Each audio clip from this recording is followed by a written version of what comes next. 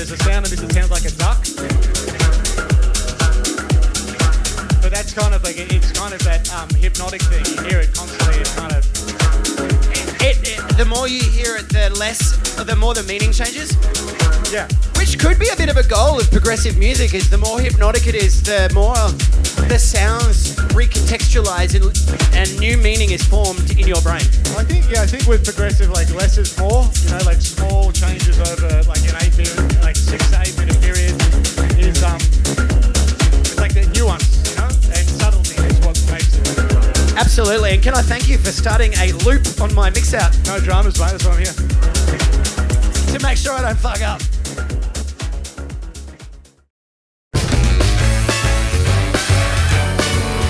It's Coburg up late. Ladies and gentlemen, joining us in the garage tonight, he's the world-renowned poster boy of prog, skyrocketing to the top of the global scene with support from Guy J, Hernan Cattaneo, and well, literally everyone.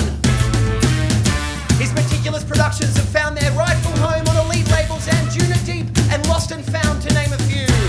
He's a dedicated, prodigious talent and the pride of Melbourne through and through. Please welcome my mate, Mike Rish. Doof, doof, doof in the air tonight. House music from home never felt so right. Now your neighbors awake in the 3058.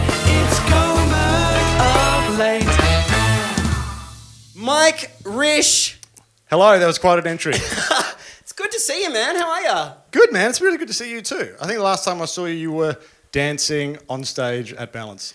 Actually, I saw you the day after that. Yeah, well, that's true, yes, the day after that, yeah. It was on the terrace at Balance Croatia 2025. Yes. It was about 5 minutes before you went on. I recall it was like a secret show, like a last-minute show. Yeah. Now, before we get into that, there's a couple of claims to fame from that day. Right. We've both got one. What's that? What? Let me know. Tell me. Sure. Your claim to fame is that midway through your set, you were visited by Hernan Cattaneo. Yes. Yeah. That was pretty cool. That was. I wasn't expecting, and I thought it was Zanky.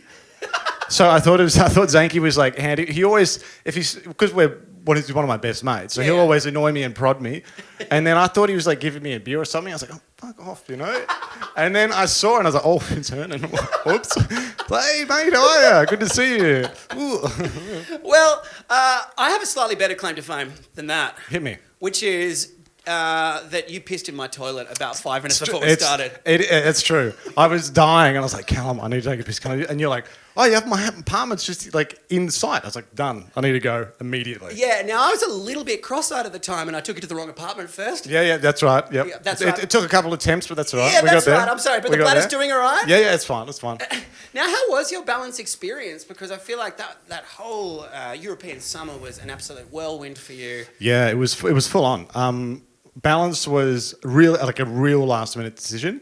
Yep. I'd actually spoken to Tom a couple of weeks before, and he just said, hey, look, man, if you're going to come, I can give you a ticket, like no problem. And look, he said we might do a pop-up or there might be something available. So we kind of knew beforehand, but we also didn't know. He just said, look, there might be a chance. Imagine might being Mike Rish. Yeah. No, not at all.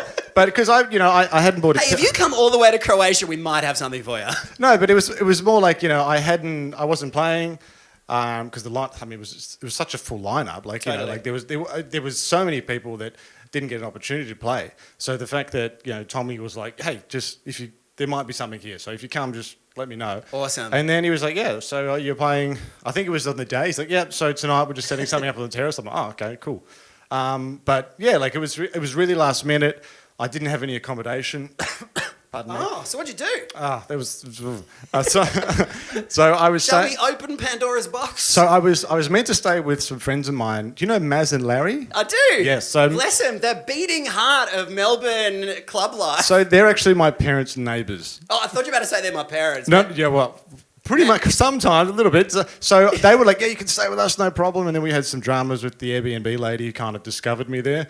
And because I wasn't registered, and I was like, look, guys, I'm just going to go. You didn't pull the, don't you know who I am? No, I didn't do that one. I wasn't that brave. So I didn't have an accommodation. So then I dropped my bag in Alex Orion's place. Oh, nice.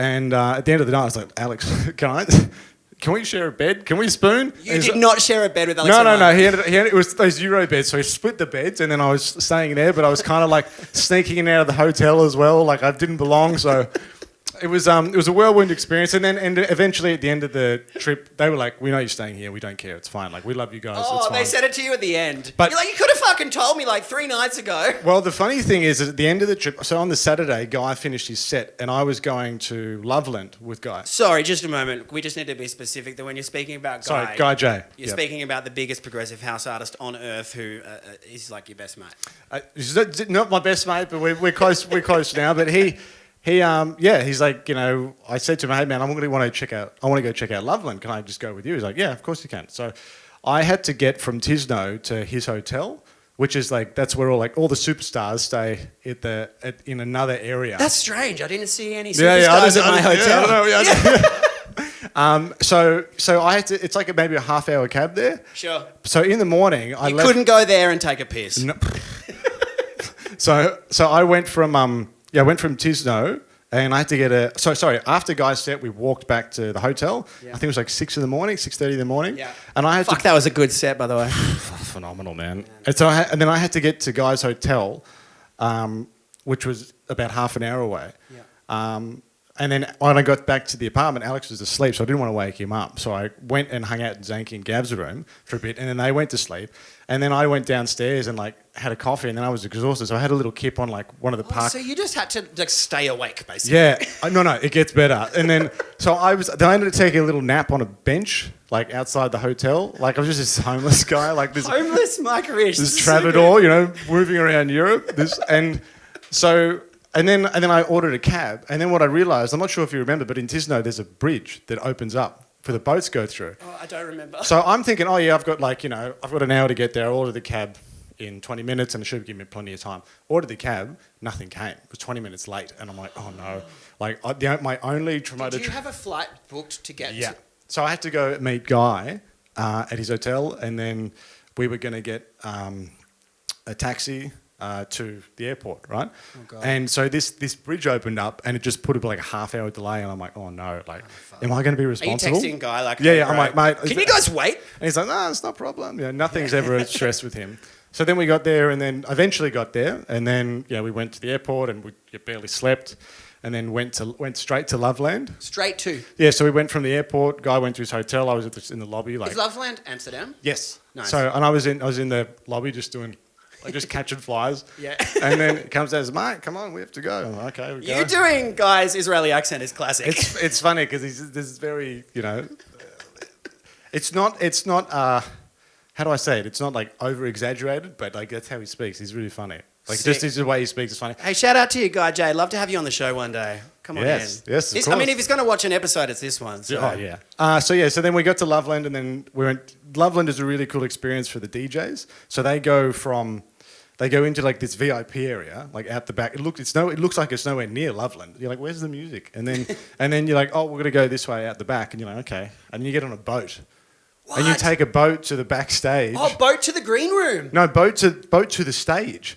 So there's all these like all the stages. Well, I'm not sure if it's all of them, but there's a couple where there's a boat that goes right into the back area of the stage, and then you walk straight up the stage onto the booth. So how good is that? So that's like free security. Really. So you don't have to weave through people or anything like that. So I was like, this is crazy. The unwashed masses. Yeah, I was like, this is nuts. And then I get there, and there's like, do you want a drink? I'm like, I'd love a drink. Yeah. So then by the time, I was staying with Casper Coleman at the time. Nice. So Casper came to the gig. He's like, how are you alive? I'm like, I have no idea, man. Like, had Casper been at Balance? No, so he lives in Utrecht, which is just near Amsterdam. So then he came in, we hung out, we watched Guy and Hernan and stuff, and then we went home. I'd been up for I don't know how long, like 30 hours or something at that point. On coffee and Red Bull, I imagine. Yeah. Literally, yeah. And I was just, but I got like this second wind, like halfway through the second day. I'm just like, I don't know how. I don't know how it's working, but I'm still here. Yeah. That kind of next day, kind of almost hangover energy, where like you're more yourself. Yeah, exactly. So yeah, it was a bit of a whirlwind weekend, and Balance was, I mean, phenomenal. Like it was just one of those things where everybody felt there was something special in the air, and I don't know, it wasn't tangible. You couldn't put your finger on why, but it was just like, this feels really cool. Can I have an attempt at putting my finger on why? Sure. that you got 5,000 people there, Yep. and you can guarantee that they all love the same thing as you. Yeah, Like I've never been in an environment like that in my life. for sure. Yeah, Especially something as niche and as that. Definitely, You know, yeah, like yeah. they're literally probably the only fucking 5,000 people in the world that actually give a shit. Yeah, no, You for know? sure. And I think you nailed it, because I think a lot of the time with bigger festivals, there's a lot more I would say variation in the sound. Totally. So you go to a Buschdorf and there could be prog, there could be techno, psytrance, house, whatever, disco, and whereas at Balance it was very much progressive, melodic, some melodic techno stuff, but it was purely like the heavyweights of the festival were all the progressive guys. Man. So it was really it was phenomenal, man. Totally. And you're actually back in 2026, not Yep. just at Balance, but also Loveland. Congratulations. Yeah, thank you. Yeah, But this time you're on the Loveland lineup. Yes. Yeah. So I'll be doing the same trip again, except I think it's a bit more intense. More intense. Yeah. Sleeping on a few more couches. No. I think it's like the Croatia is I think I play on the Saturday night, and then the next day I play at like 1 p.m. So I've got to catch a 6 o'clock flight, which means 6 a.m. flight, because the next flight is like 12:30, so I won't make it. So What time is it set in Tisno? I think it's 10 to 12 or something like that. In the evening? In the evening, yeah. Okay, that's all right. So then I'll probably just stay up and then just go straight to You're the definitely airport. staying up. Yeah. You're going to ruin your day. You attempt to sleep in that window. Yeah, exactly. Yeah, for sure. Awesome, man. Well, look, I could literally continue this chat about progressive house for the next 30 hours, but we actually 100%. only have 50 minutes. So do you want to play some music? Yeah, let's do it. Let's get some music going. Kicking off with a loop. What are we listening to, Mike? This is a track of mine that I've been playing for about a year now, year and a half, and I haven't released it. A lot of the stuff I'll be playing tonight is kind of unreleased or kind of bootlegs and stuff of my own. I usually just sit on it for maybe 6 months or a year. Awesome. Before I decide, I have to really see, is it doing what it needs to do? Am I getting it to where it needs to get to? So you'll create it and just bring it into your sets, and that's going to inform whether you actually release it or whether you change it or whether you ditch it. Definitely, yeah. So, Really? when you're in a club, that's the perfect time to test your records to see if they're have the impact that you want them to have from a mix standpoint, from an arrangement standpoint, all this stuff. So, and then sometimes you might not want to release them, but you also, you want to keep playing them. So it's kind of cool to have kind of these maybe secret weapons that you just keep for yourself. Some tracks literally for the club. Yeah, definitely. Obviously, our fave who also does this is Guy J. Sorry? And obviously someone who also does this is Guy J. Yes, yeah, definitely. Guy J, Eric Pritz is another one. Who you're playing with at Loveland? Well, not with, but he'll be there. Oh, no, he's supporting you. Sorry. Yeah. And that's kind of where I learned about the whole ID thing, having unreleased music and stuff.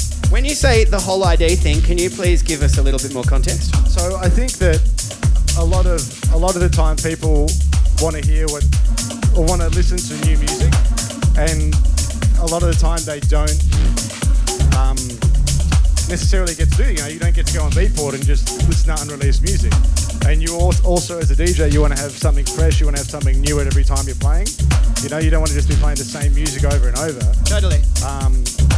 Do you mean for you or for the crowd? Just because, if you're touring, you're going to get different crowds everywhere you go. Yeah, I think, and that's you could do that. You could, if you wanted to, you could play the same set, I guess, but that takes the excitement out for you.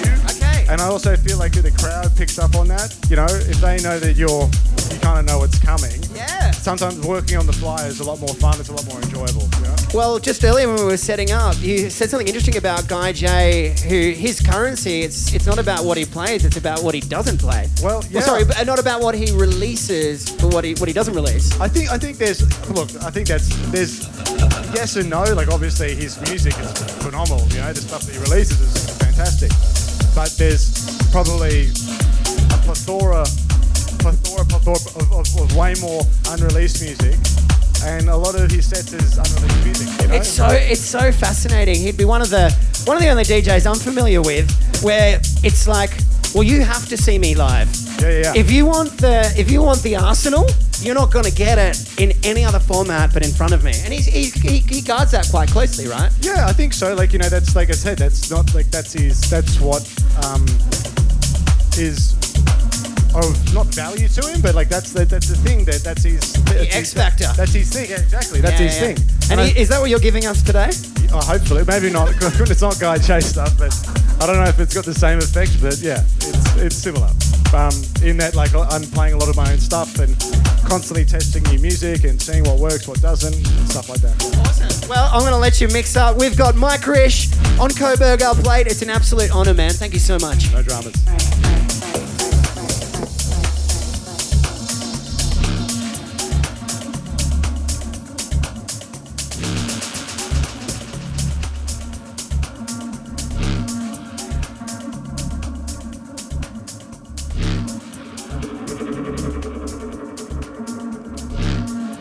I do like that we stopped talking just in time for the breakdown.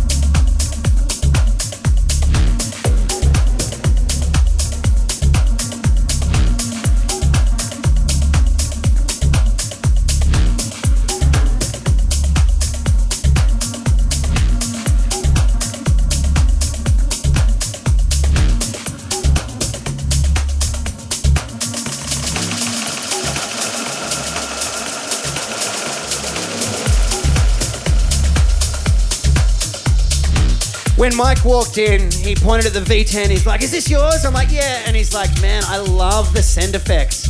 Can you talk us through what you're doing over here? Because I actually don't really know how to use this side of the mixer. This is the most fun part of it.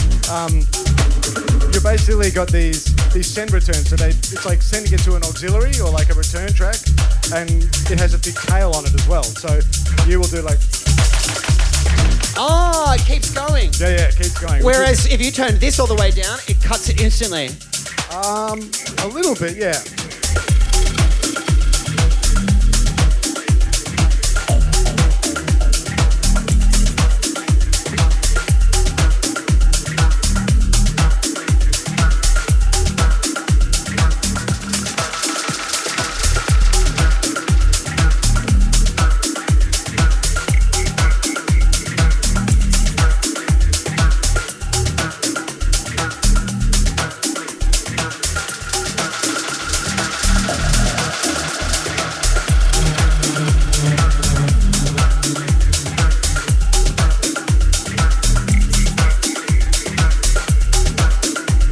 Mike, can I ask what kind of reception the first two tracks have been getting? Obviously, we were talking about you've been testing these in the club. Yeah. How have they been going down? Like, are these in their final form? I would say so, yeah. They're pretty much in their final form. They've been doing very well. Like I usually play these kind of early in the night, but I found that I can kind of play even this second one. I can play this one kind of whenever I want. Because it has a little palate cleanser. Well, it has a bit of a groove to it, but it's got like a bit of a euphoric breakdown that makes it a little bit kind of more diverse in where you can play it and what you can do. Spoiler alert.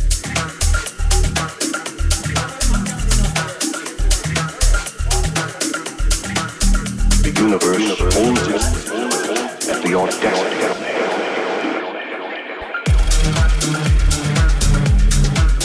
Perfect timing by you.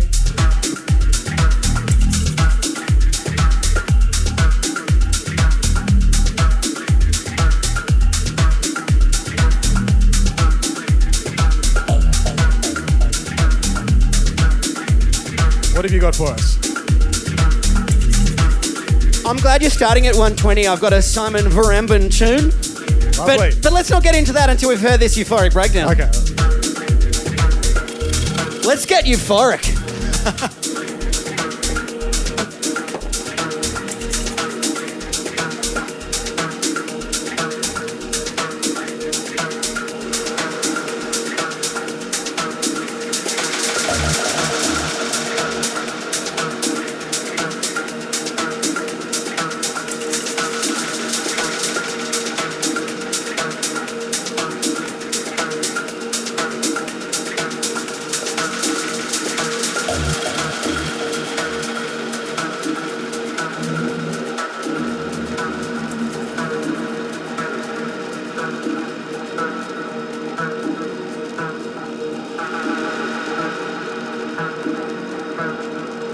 I think it's kicking in, Mark.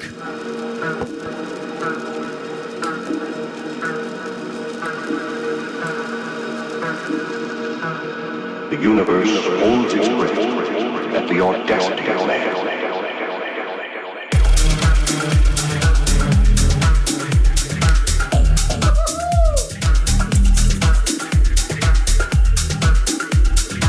I see what you mean. You could pop this on later. Yeah, it's just this kind of chunky groover. If you're doing 10 till 12 with balance, I imagine you'll be sitting at a slightly higher tempo. Yeah, between 120, 122, maybe 123.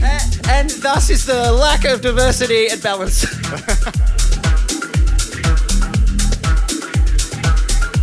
Don't get me wrong, I fucking love it.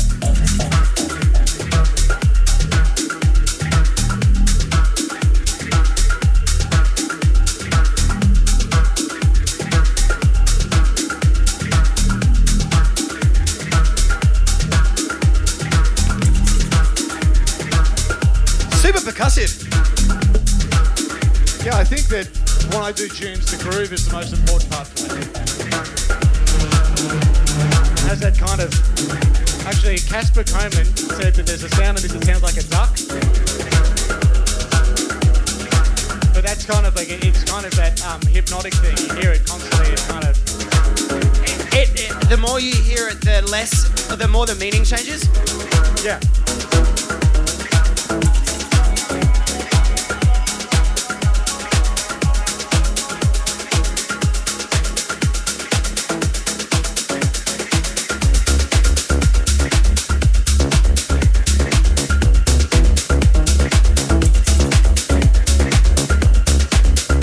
Same works with the English language. If you hear a word, roof, for example, Yeah. when you hear the word roof, you think of a roof. Yeah. But if you hear it 50 times, Yeah. you're not thinking of a roof anymore. No. Yeah, it loses all meaning. Yeah, totally. 100%. Which could be a bit of a goal of progressive music, is the more hypnotic it is, the more the sounds recontextualize and new meaning is formed in your brain. I think with progressive, like less is more. You know, like small changes over like an 8 minute, like 6 to 8 minute period is it's like the nuance, you know, and subtlety is what makes it. Absolutely, and can I thank you for starting a loop on my mix out No dramas, mate. That's why I'm here. to make sure I don't fuck up.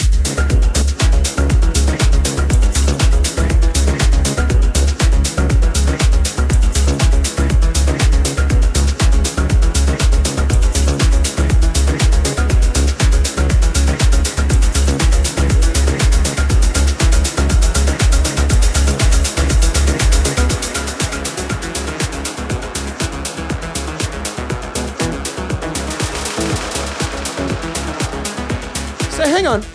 Oh yeah. So you've got it on short delay. Yep. And that is the send. So Yeah. that's the equivalent of this. It's a little bit like the depth. You know, like if you hit that and then turn it off, it kind of has a tail on it, but the send is like... Can you control how long that delay is? Yeah. Show me. So you can, it's just, well, there's these different Ah. size and feedback, so Dude. Sick. it's very cool. Yeah. And Check this out. Check this out. Come on.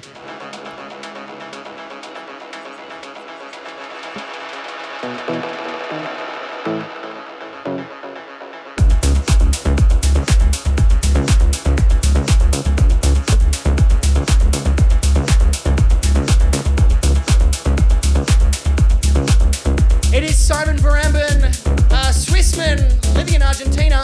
You're off to headline a gig or a tour in Argentina this Wednesday. Yes, I'm leaving on Wednesday, and I've got gigs. I've got one in Buenos Aires on Saturday, and then 2 in Rosario on Sunday. Wow. Yeah. Okay, so Short trip there. now you've done Argentina before. Twice before, yeah. Okay, now Argentina, for those not aware, is commonly accepted to be the global epicenter Yeah, of prog, progressive music. definitely. Mate, I love this. You keep doing this one. It's fantastic. We don't want to have silence. No, exactly. Yeah, so Argentina is a really special place. It's super well educated in the form of like music, but not just prog, like all music. You know? Really? Yeah, like everybody. But in the world of progressive house, Argentina is like the mecca. You know, like. So you better be on your best form, basically. Yeah. Oh yeah. You gotta bring your best efforts, and you better bring new music, and hopefully show people that you've got something new and that you're not kind of stale and playing the same stuff over and over. Oh, wow. It's a little bit. It's a little like I put the pressure on myself because I really want to perform and do a good show and let people know that there is new music and stuff. You know. That's awesome, man. I'm very much. I really admire your work ethic.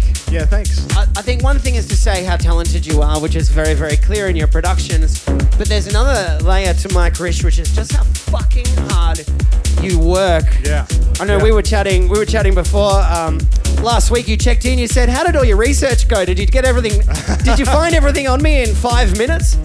Which is funny because whilst like the catalogue of information on Mike online is relatively small compared to a lot of similar caliber artists, you would describe it as the tip of the iceberg, right? Yeah, there's I think with the music and stuff, there's like I've been making music since I was really little. I'm 38 now, and I've been maybe 16. I started releasing in about 2008, 2009 under different names and stuff. Yeah, different aliases. So I've kind of like, it may look like I'm relatively new, but the last 10 years it's new. But I mean, I've been releasing music for nearly 20 years. So. Well, mate, I'm so happy to see the fruits of your labour coming back to you, man. Yeah, it's nice to see. It's good. No, there's no one more deserving, mate. Oh, thank you, mate.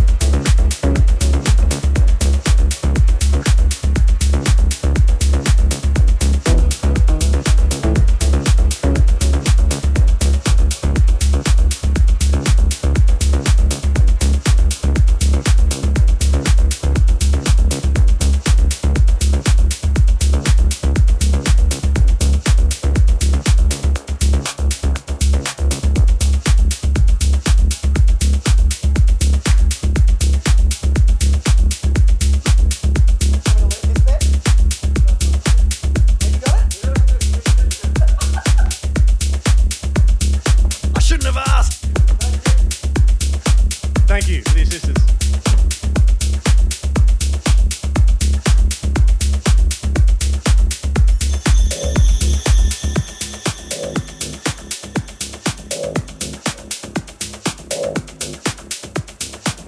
I'm getting Swamp Creature.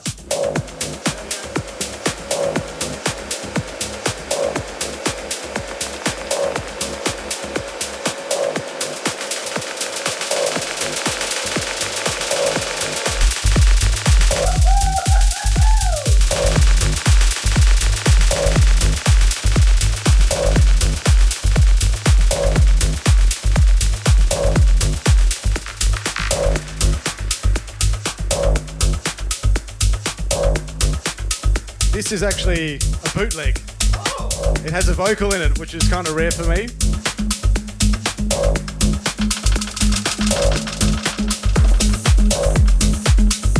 Why this song? Why this track? Why did you choose a vocal for this one? The song's from like 2006, I think, and I heard it recently, a few months ago, and I decided to do my own version because I love the vocal so much. Oh, cool. Yeah, like it's quite stunning.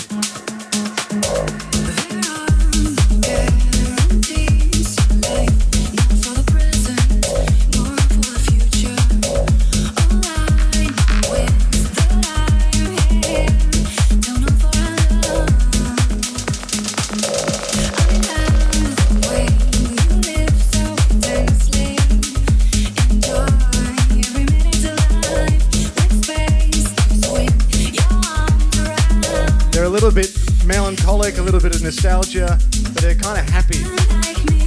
So I had to do a dark track behind it. Beautiful. A conflicting emotion. I mean, bootlegs nowadays would be made so differently to back in the day. Oh, yeah. Were you using AI to get that vocal stem?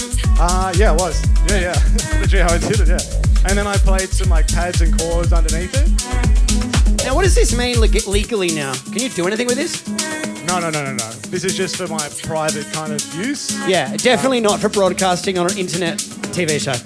Probably not, maybe not. Oh, maybe, I don't know, you might get away with it. Yeah, I reckon so. I don't think the YouTube bots are going to find it.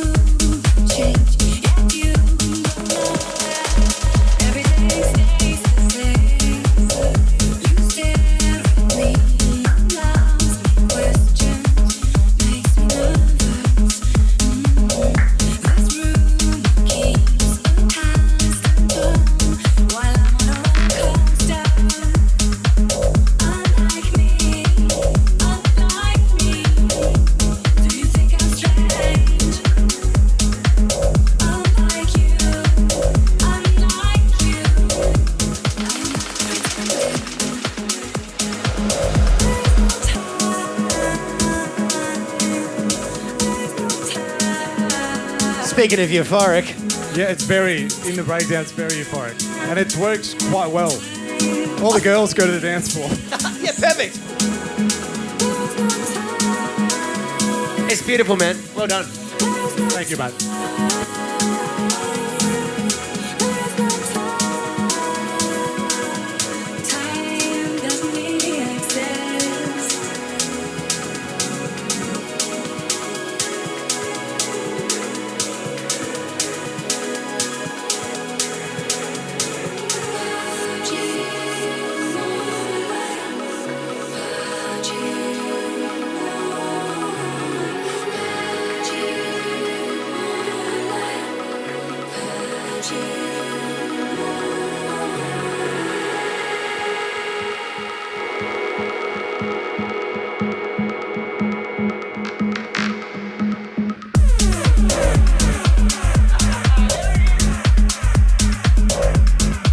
Just in case you forgot what we were doing. Just because that's such like a classic, almost trancey breakdown. Yeah, it's kind of like sometimes you need to break it up so it's not so dark all the time. Yeah, but then straight back into club world. Exactly, yeah, that heavy hook. Love it.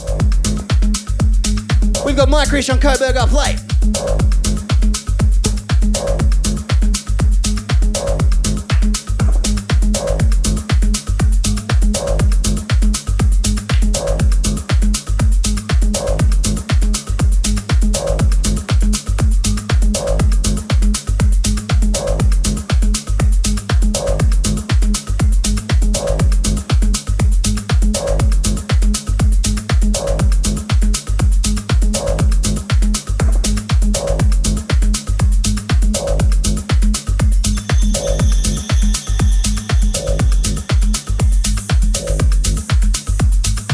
Feeling I've dropped my coin purse.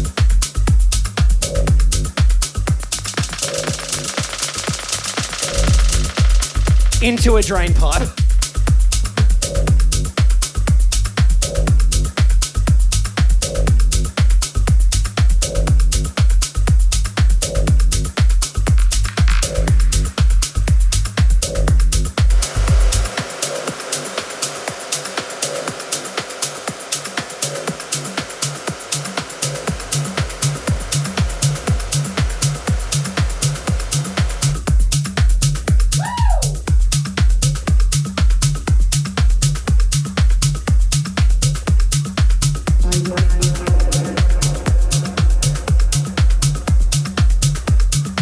That's a great name. Thank you. By the way, so obviously when we, in the show, I show the name of the song down the bottom.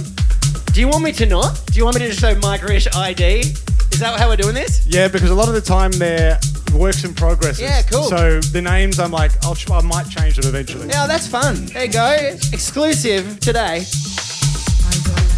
Hey Mike, you've got a almost brand new record label, Torn. I'm gonna obviously interview you whilst you mix. Now, Torn, correct me if I'm wrong, was born from the desire to have full ownership of the releasing Yeah, just to do my own thing, you know. I think a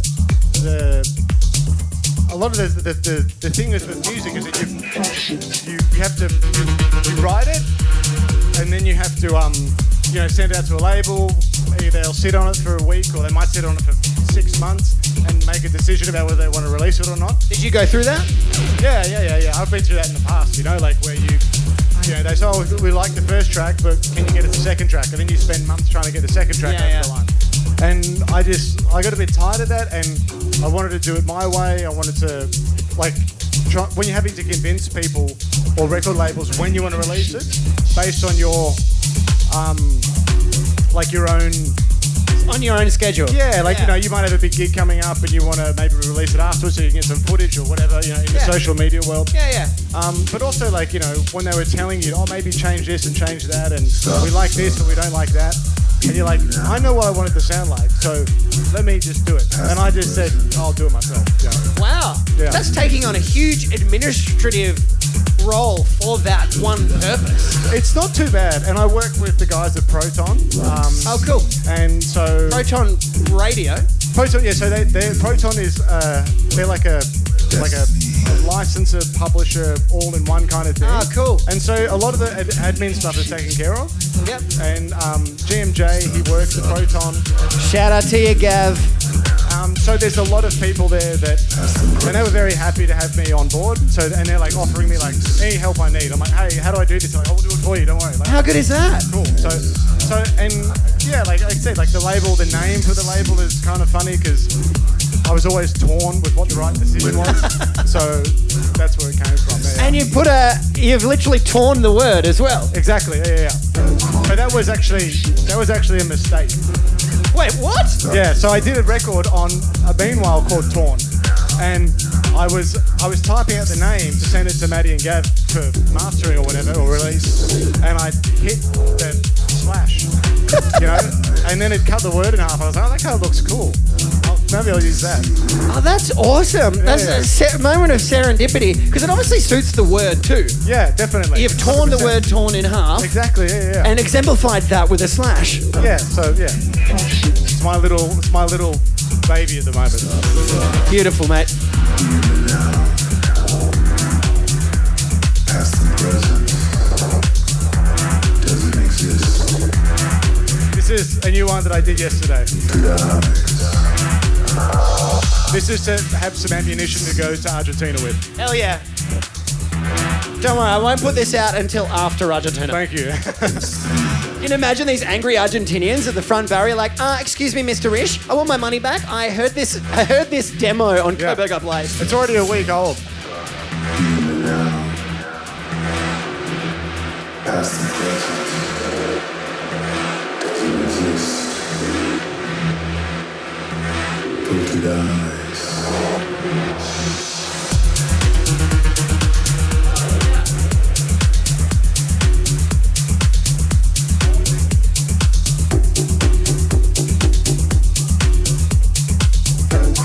If you've got something to say to me, you got something to say to the whole class. Yeah. I'm not keeping secrets. Unless you're Argentinian. Yeah.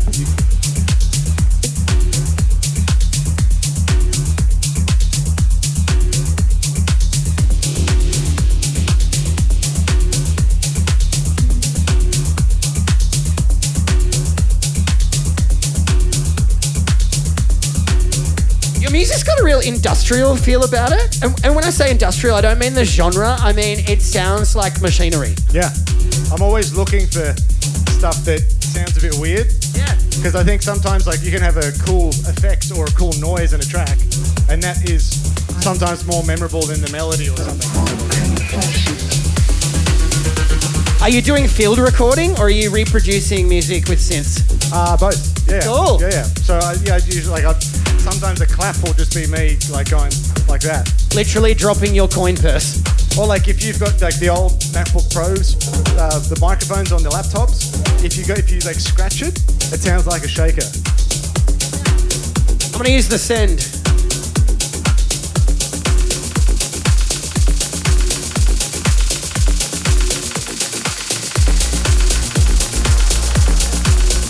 Hey. I forgot. No, it's cool. It's like muscle memory. You got to remember what to turn on and what to turn off. Yeah, sometimes it can be a bit of a, especially if you're running 4 decks and you're like, oh, which one's up? Yeah, and I definitely don't have that excuse today.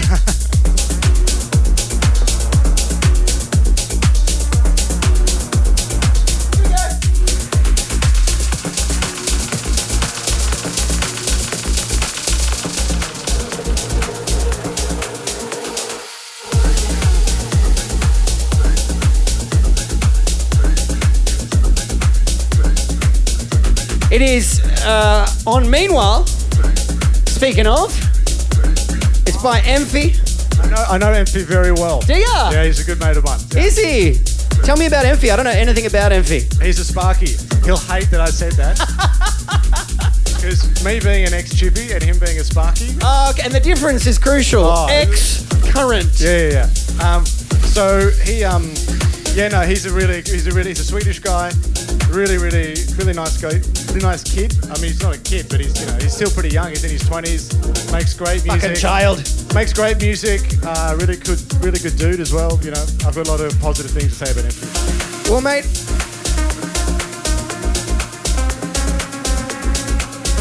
Oh, tune.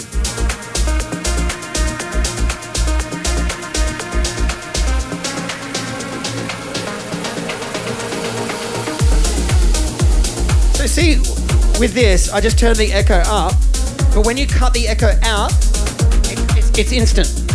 And that, I feel like, is the difference between your send and receive. Well, your effect, that's affecting the whole signal, and I think, I could be wrong here, this is like, the send is sending like a duplicate of the signal out. So this one, you go like this and it'll continue over. Yes, but because this is... That's the actual signal. I think it sends out it's like on an auxiliary in production when you're sending out a copy of the signal to affect a dry wet. Anyway. Nice. We just lost half our audience, but I find it interesting. Yeah, I don't know. Hey, I do actually want to chat about. I mean, you were talking about how EMPHI is a Sparky. You are an ex-chippy. Yes. You, of course, took a huge leap of faith last year when you quit your job and went music full time. Yeah. Firstly, Yeah. Congratulations. Yeah. Secondly, how has that been? It's been like, I would say the first couple of months, 3 months, it's like euphoria. Because you're like on a holiday, you're like, this is the best ever. And then it kicks in, it's like, no, this is forever now. You're like, oh man, I gotta work out how to make some money, you know? So the financial... It feels like your 20s again. Yeah, a little bit. I mean, like I'm pretty lucky that like the gigs have been pretty consistent and the gigs are getting better. So hell yeah, dude. It's a good place to be in. But yeah, like there's I've stopped necessarily worrying so much about the financial side of it because it'll probably sort itself out. That's it, man. I hope. With that spirit, with that attitude, and that talent, Mike Rish, baby.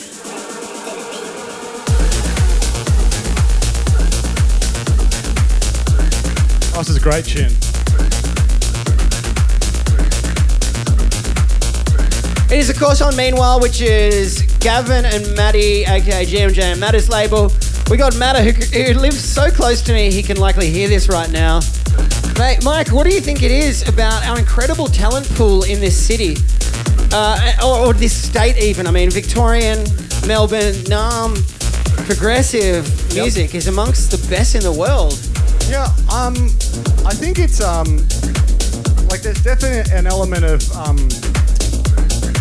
like the forefathers, so everybody before us, like Danny, Luke, Phil K, Jamie, all these people they helped me when I was younger. Like Lance Harris used to work at DMC Records back in the day, and I used to go in there when I was in my school uniform, and he would like show me records.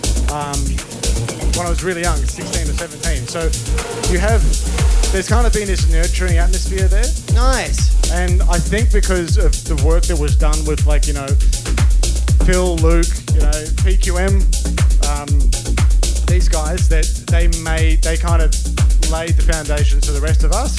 Because like Luke, all these guys are friends now, like Luke, Danny, all these guys are mates. So you get to kind of pick their brain about stuff as well, and they've been like nothing but supportive the whole time. That's awesome. You still see it happening today as well. Casey Taylor taking Shogs under his wing. Yeah, definitely. You know? Shogs and hang on, let me just loop this. Thank you. Shogs and Literally why he's here. and Paul Fakos is another one. He's another like a kid like coming up. But there's so many. And we use the word kid to describe people in their 20s. Yeah, 31. So yeah, you have these younger kids coming in, and it's good to see that they have the same thing that we had. So they get to hang out with, I don't want to say the older guys, but the guys that are kind of maybe The veterans. well, they're playing a bit more, or they've got releases on a few labels they'd like to get onto one day. So the fact that like having an opportunity where they get to spend time and hang out with like Maddie and Gav and Jamie and Casey and all these people is really, I think it's like a testament to why the scene is so successful in Melbourne. That's awesome. I hadn't heard it put like that. That's a fantastic insight, and I think it's a great reminder to cultivate community and to lift people up, because that's how you're going to continue to create a culture of good music. Definitely, 100%, mate.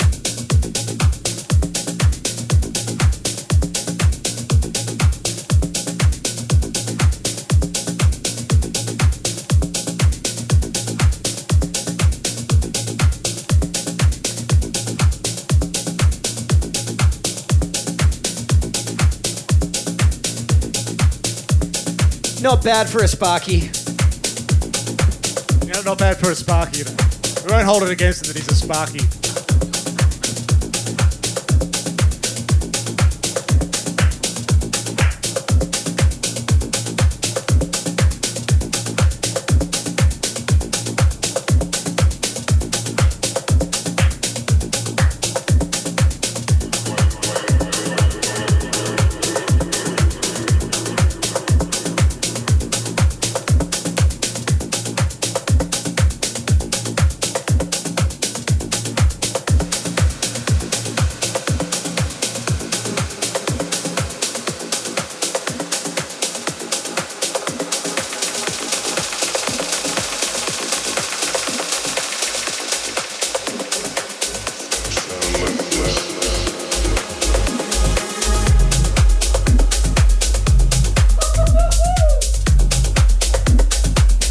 This is another bootleg. When you hear sounds like that, I can't put my finger on what it is. It's lost meaning before I've even heard it, you know? Yeah. Like what?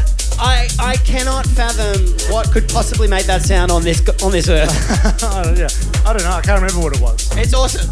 But this is I can tell you about this one. This is No, I'd rather you didn't. I've been playing this one out for about a year now. Nice. And this is a remix I did of a track called Cathedral by Thomas Newman, the composer, Nice. who does film scores and stuff. Okay, this will be the one track where we show the actual title down the bottom. And there's there's just this really beautiful kind of string pattern in it, like this orchestral pattern that I just love for the breakdown. It just works really well. Nice. So did you hear that string pattern? You go, okay, I'm remixing this. I love Thomas Newman. I've got so much of his music, and I was just listening to it one day, and I thought, oh, maybe that could be cool. Awesome.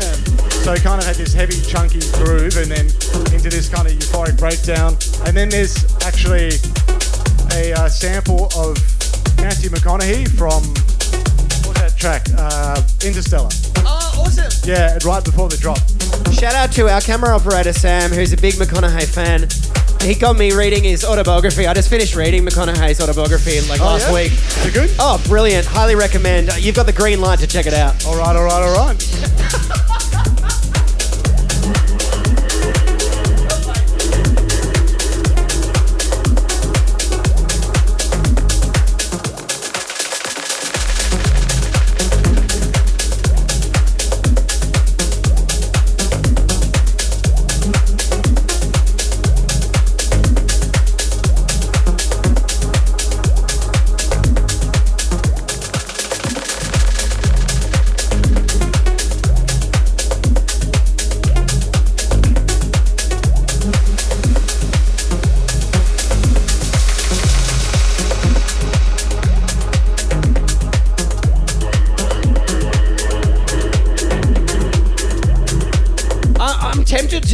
like, I want to ask you a question, but we're about to get to said breakdown. Yeah. So you talk to me during the breakdown. Yeah, cool. And then you can time when to respond, being the man that knows the track.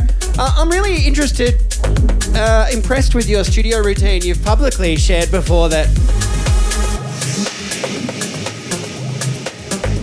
Taking a moment. So sick. Just pause that thought. You've publicly shared before that when you were a chippy, Yep. you used to get up 2 hours before work Yeah. and go into the studio. I would get up at maybe like 5. My girlfriend gets up at 4:30 and goes to the gym. She's nuts. Okay. But I don't feel so bad now. I would get up at 5. I'd get up at 5 and then I would go to the studio for like maybe an hour and a half.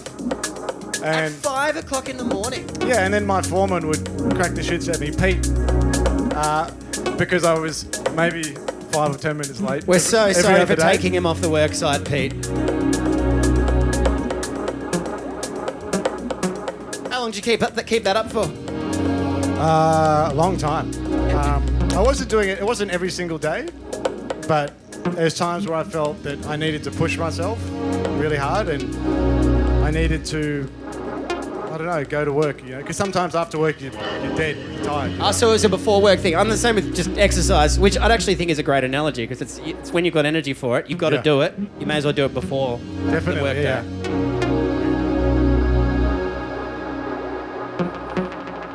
Well, we used to look up in the sky and wonder at our place in the stars.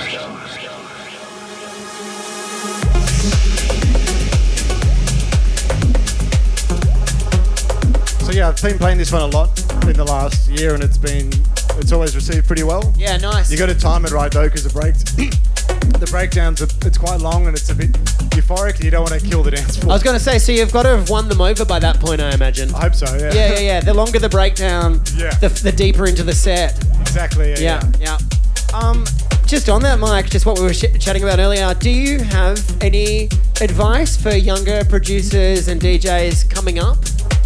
For producers, I think just work really, really hard. You know, like, I mean, when I was a kid, I was in the studio, in my bedroom. You know, Call it a studio. yeah. The place where I keep my laptop. And I was just in there all the time. And when I started, there was no YouTube, there was no.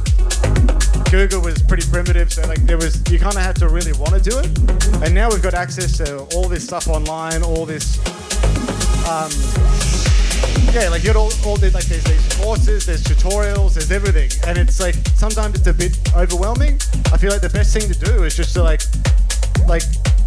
don't think of it as work when you're young. Like think of it as like I used to do it because I was obsessed with it. It's play. Yeah, like it should be a play, and you should just sit there for hours and just figure out how to do stuff. You know? Yeah, nice. Trial and error, I think, is the best way to learn. You know? Trial and error. Keep it fun. Keep it playful. Exactly, man. Exactly. Yeah. Right on. Well, look, we've got time for one more tune.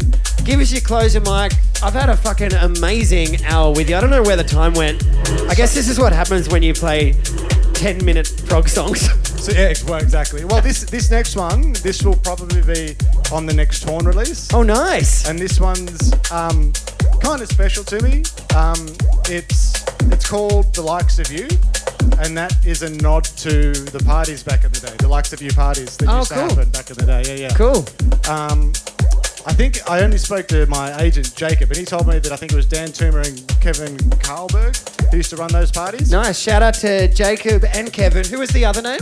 Dan Toomer. Nice. Both of those boys have been in here. Yeah, so those guys, I think it was those guys, I could be wrong, but I was being, a young kid, I was there all the time at those parties because there was like, I saw Joris Vaughan, Sven Vath, John Digweed, Superflu, Paolo Mojo, I saw everybody there. Mate, how sick. And without those kind of opportunities of getting to see them in my hometown, it would have been a different experience. So I'm really thankful for those parties. And I wonder if that's what helped gave you the hunger and the desire to, as you say, play and trial and error with that music is because you were so inspired by the Likes of You parties. It was the local party. It was like the local producers and DJs, the local parties as well. And then obviously Eric Prydz was a big one for me. He's the reason I got into prog. Yeah. I mean, He's up there. I mean, he's one of the greatest. Absolutely. And like I discovered Guy as a result of Eric because he did a remix of Eric Pritz's tune Piano Oh, he did piano. Yeah. I would love to hear that. in 2008, I think it was. So I discovered Guy as a result of Eric Pritz. So That's it. Yeah. Pritz was the gateway drug. a little bit, yeah. I love that. But yeah, so this track, it's a bit more. It's a bit different to the other stuff I've been playing. It's a bit more happy, a bit more like melancholic, nostalgic, has those vibes. And yeah. Beautiful. All right. Well, we've got Mike Rish, the likes of you. It's been a wonderful hour with you, mate, on Coburg Up Late. Thanks so much. Give us a hug, would you?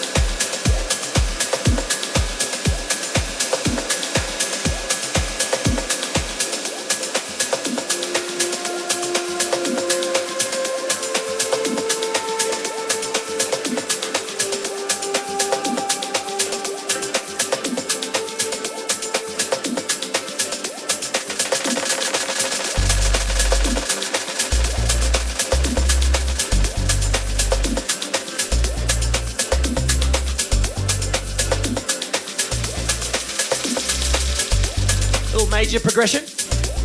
Could be. I don't read music. I don't know.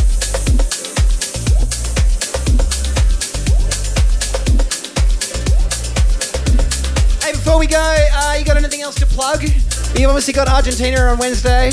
Yes. Then I get back the following Wednesday, and then I go straight to Sydney for a gig with. Wait, you're only going for 1 week? Yeah. Wow. Oh, no, less than that. I think it's 5 days, but it takes 2 days to get back. And then I go straight to Sydney, and I play on the Friday with Paul Deep with the Sunset Sessions Nice. up in Sydney, and then I leave at like 6 a.m. and go straight to Perth, and with the Meanwhile Boys with Zanky, Gav, Maddie, Casper Coleman. No way. Yeah, and Dude, guess what? You're coming. I'm going to be in Perth that same weekend.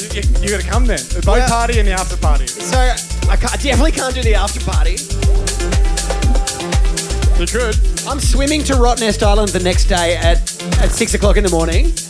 Oh, fair enough. But the boat party would be sick.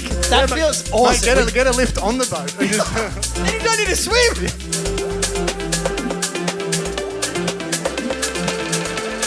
And release-wise?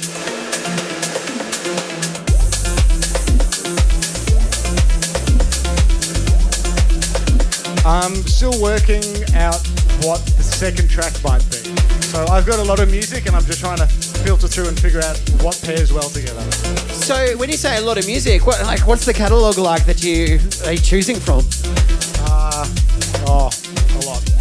Like dozens? Yeah, more. More, wow. I think like last year, I did like 50 or 60 tracks or something. Wow. Well, I had nothing to do. I mean, like I had no responsibilities at work. But I was in Europe in summer, and I was staying with Casper Coleman, and every day I would get their bus to his studio because he works out of there. So he'd be sitting in one desk, and I'd be sitting in the other. We didn't work on anything together, but we were just making music all the whole time. How good is that? That's the dream, man. Yeah, it was awesome. That's awesome.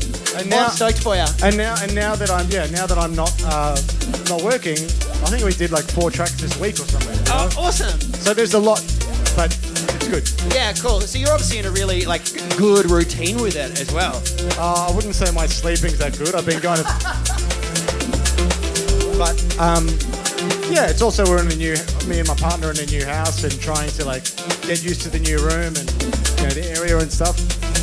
I don't know. We'll see.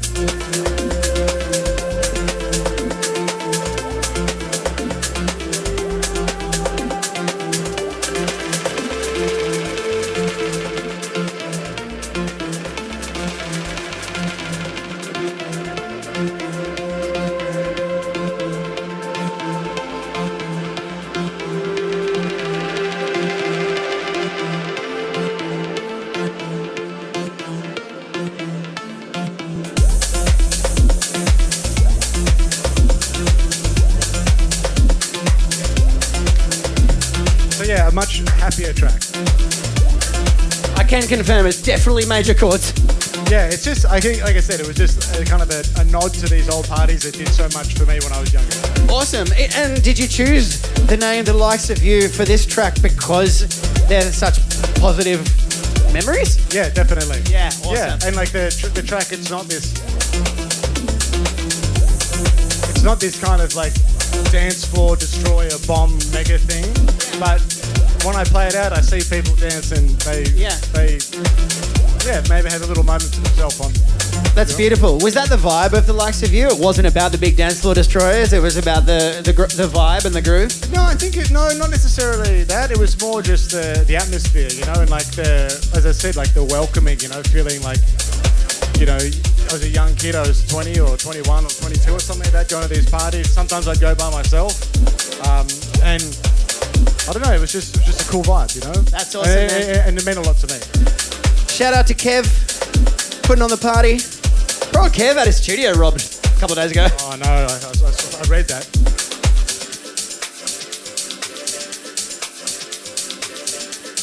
Pressure's on. Don't fuck it up.